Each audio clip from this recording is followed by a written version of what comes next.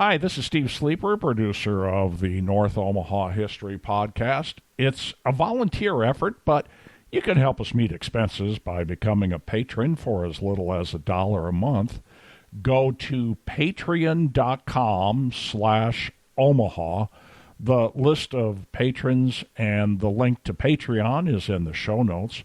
You can also help by subscribing wherever you listen to podcasts and give us a 5-star review. Thanks. Welcome to the North Omaha History Podcast with noted author and historian Adam Fletcher Sassy. Each week, Adam takes you on a guided tour through Omaha's dynamic past. Originally envisioned as an interstate highway to connect I-480 with I-680, the North Freeway is one of the most controversial street projects in Omaha history. By developing a major highway through the heart of North Omaha, the government physically sliced Omaha's historical African-American neighborhood in half, leaving a legacy of controversy and discrimination continuing today. So, Adam, you've got a history of the North Freeway. Steve, I want to start with 5 fast facts. The first fact. Planning for the North Freeway began in 1944 with the Federal Highway Act. The original cost of the North-South Highway 75 freeway, all the way from South Omaha, all the way up to I-680, was estimated at $2.5 million in 1944. In the course of construction, more than 2,000 structures were demolished to make way for the North Freeway. That's fact number 3. Fact number 4, there have been at least 3 formal proposals to name the North Freeway after Martin Luther King Jr. since 1969. And fast fact number 5, right now, today in 2022, there's a plan to build a bridge from the Stores Expressway to I-680, connecting the North Freeway to I-680 and completing the vision from more than 70 years ago. Those are 5 fast facts about the North Freeway. So let's get into the story. Steve, 1944, imagine America back then. The tension of World War II was at its peak.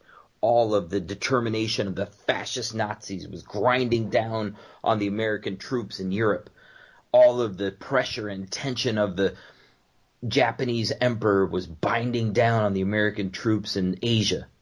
And the fact of the matter is, Omaha was at war. You had all these plants geared up and operating quickly. You had all these women in the plants working the factories because the men were off to battle. The men who were left in the community were leading and determining how to support America and how to really take that war effort to the next level. The United States government did a lot of things in Omaha in World War II and leading up to the war.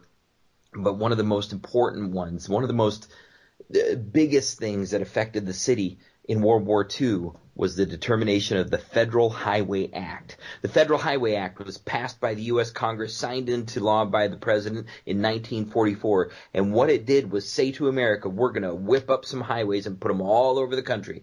This is going to be a connected system of highways that's going to move the military quickly from point A to point Z and everywhere in between as we need it, when we need it, to be prepared. Now, the highways didn't start rolling out right away. 1944 was about 10 years before any serious planning was underway. But as early as 1944, the Fed said, we want a highway cutting right through Omaha. And the city leaders agreed, and the state leaders agreed.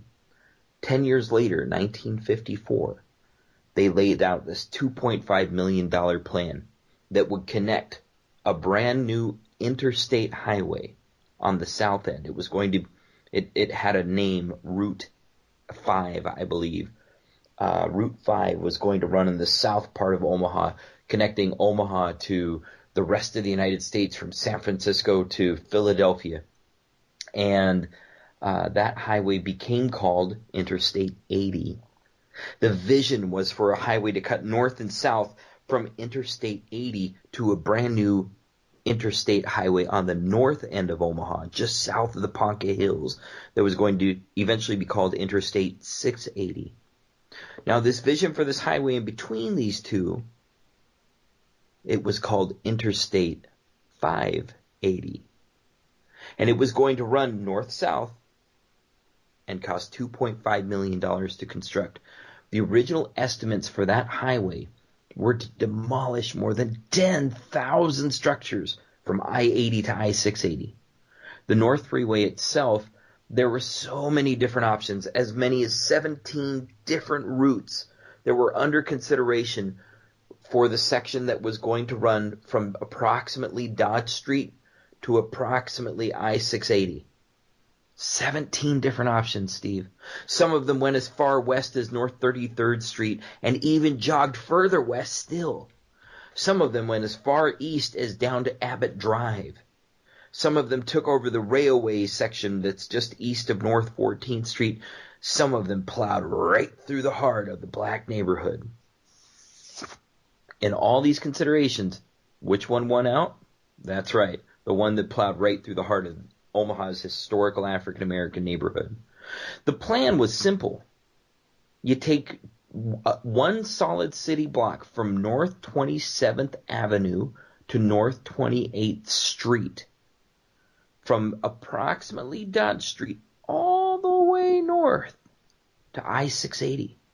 You plow down every single house and church and business and school along the way, and you lay in this big rolling tons and tons of concrete. Well, they didn't win out. Those plans actually did not get passed. The one that ended up getting passed was the one that specifically sacrificed the African American neighborhood and specifically went from approximately Cummings Street, or the I-480 exchange between the North Freeway, I-480, and the Kennedy Freeway. From that area right there, all the way north to Grand Avenue. Well, we'll get into that in a minute. You see, that planning, those military purposes, they informed that whole process from 1944 all the way until the first construction began. Leading up to there was almost so much rationalization for building the North Freeway. They wanted quicker movement from Nebraska's cow farms that were north and west of Omaha. They wanted quicker movement into the stockyards, and they used that as an economic rationale. They wanted quicker movement into downtown Omaha to ensure the downtown core's relevancy for the next 50 to 100 years. They wanted an opportunity, and all of these were used as rationale. They wanted an opportunity to promote economic development along the freeway. And they saw that the way was to demolish these city blocks and to lay down 6 lanes of concrete and really move people through the area. That was all the rationale that was shared. But in reality, Steve, so much more went into it. You see, Omaha in the 1940s was really concerned, after the war ended especially, with how do we build more houses? How do we get more people spending more money? And specifically, how do we isolate the black community, separate the black community, and begin to redevelop the black community in the vision of white Omaha? By the 1950s, North Omaha had been segregated by law for more than 2 decades. By practice for more than 5 decades. We know that housing segregation began in North Omaha as early as 1902, but that it really formalized in 1919 when the U.S. Army drew a red line around the community and said, blacks stay inside this space and we'll keep the white mob away from you during the Will Brown riot. And then it was reinforced in 1934 when the United States Federal Homeowners Loan Corporation reinforced that redlining by working with Omaha real estate agents, insurance agents, civic leaders, and homeowners, landlords, and saying, hey, how do we keep black people in this area? Well, by the 1940s, they saw the flaw in that they couldn't control that area as well as they wanted to. And so they used the highway as a dividing line to separate the black community, to mitigate the political and economic power of the black community and that concentrated black dollar, and to isolate the black people who lived to the east of the North Freeway. Now, all this sounds a little bit esoteric and a little bit conspiratorial, but Steve, I promise you it's none of that. I've done the research. I've read the newspapers. I've read the federal reports. I've read all of the political documentation from the legislature and the city council, as much as I could get my hands on, and all of it reiterates this over and over, this opinion, belief, and reality that the North Freeway was used determinedly to bludgeon the black community in half. Now, by 1966, the construction was beginning to rattle. There were giant tractors out on the lands, and things were getting torn down left and right. You know, one of the areas that got hit right away was downtown Omaha. Now, that's the I-480 and the way that it cut across the river right there, and still does today. It hit the neighborhood that was the original near North Side. From Dodge Street to Cumming, from about 7th Street to about 24th. That near North Side area actually had Omaha's original black community, as well as original Jewish community, original Scandinavian community, original Chinese community, and so many other ethnic groups were right in that region, south of coming down to Dodge, east of 24th Street. And the bulldozers came in 1966, and they started knocking down buildings. They demolished neighborhood after neighborhood. One of the biggest neighborhoods that they took a hit on was the Jefferson Square neighborhood. We've talked about that a little bit in the past. Jefferson Square was one of the first neighborhoods in Omaha. It's where the original city park was for Omaha. They demolished it. The park, the neighborhood, the whole thing. Some of the neighborhood still stands, well, at least one piece, in the form of the beloved pastry shop. Go down to Pettit's and have a donut today, by the way. Now, in the meantime, those tractors kept going. They went over by Creighton University, just south of Creighton, and they continued to bulldoze. There was a neighborhood there, Steve, houses and buildings and churches and businesses and parks all along that area. 2 schools were wiped out right in that area, including the Webster School, which was at approximately 28th in California. And then the other school that was taken out for construction was called the Central School, and it was on Dodge Street. Anyhow, all of that was demolished. And then they aimed north.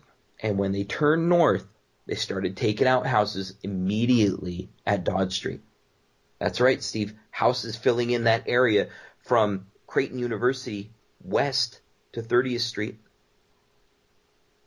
Now, the rest of that area would eventually be torn down and filled in with a gigantic hospital, eventually called Creighton University St. Joseph's Hospital.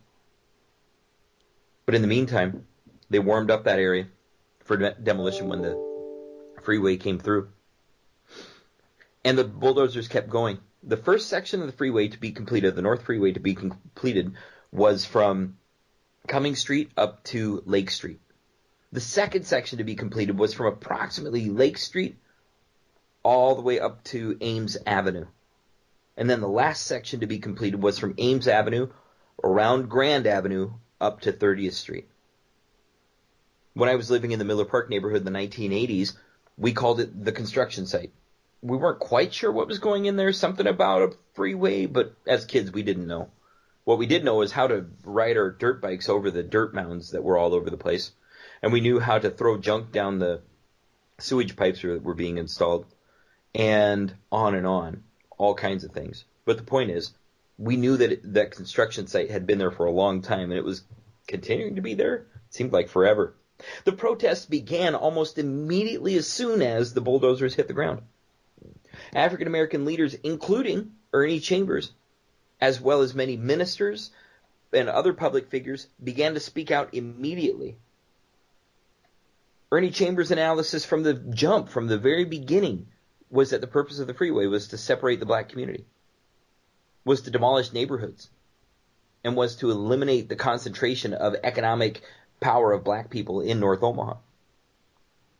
Ernie proved right, and any data analysis today shows that that economic ability of African Americans and that concentrated force that used to sit at 24th and Lake, that used to be all along 24th Street, that went from Cumming all the way up to Ames, that was immediately dispatched with as soon as the freeways went in. Oh, simultaneously to that original freeway construction, there were protests. There were people at City Hall. There was picketing. There was all kinds of testimony.